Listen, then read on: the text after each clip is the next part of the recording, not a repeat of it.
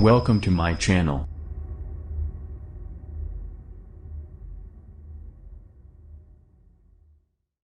Watchmen creator Alan Moore believes that infantile love for superheroes can be a precursor to fascism. Watchmen creator Alan Moore believes that infantile love for comic book superheroes could be a precursor to fascism.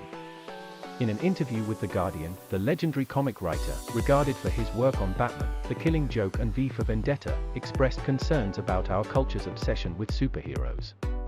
Moore believes comic books were always targeted at young boys, and were never meant to be adult fare.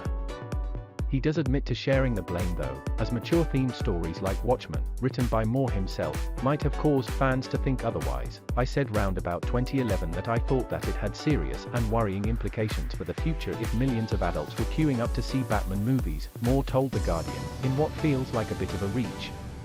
Because that kind of infantilization, that urge towards simpler times, simpler realities, that can very often be a precursor to fascism.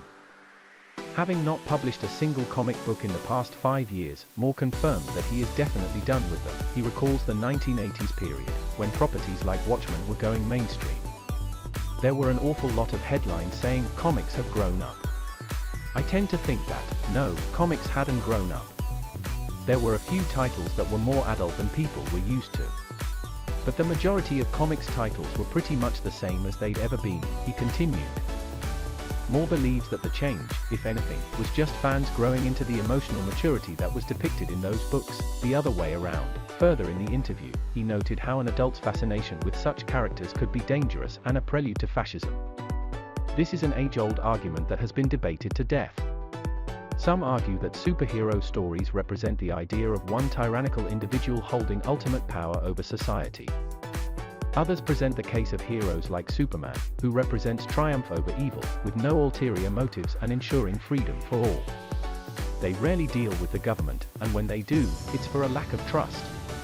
Akin to how Tony Stark refuses to hand over his inventions to political authority, Zack Snyder's 2016 film Batman v Superman, Dawn of Justice also dabbled a bit on this topic. When brought onto the court for judgment, Clark Kent suppressed his powers, X-ray vision, as a sign of vulnerability and trust for the judicial system and society. Moore, however, seems to think differently. The Watchmen creator even tried to connect the 2016 US election and the 2016 Brexit referendum to the success superhero movies have garnered over the years.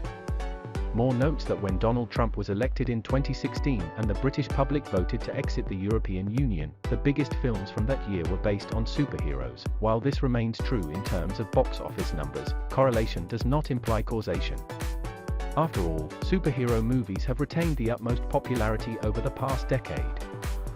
Long before Trump and Brexit, the last time a superhero film wasn't in the annual top 10 of the global box office was in 2011, when franchises such as Harry Potter, Transformers, and Pirates of the Caribbean ruled the land. Since then, not counting the COVID-affected years of 2020 and 2021, we have had an average of 4 superhero films in the top 10 each year. 2022 currently has 3, and the year isn't done in terms of new releases.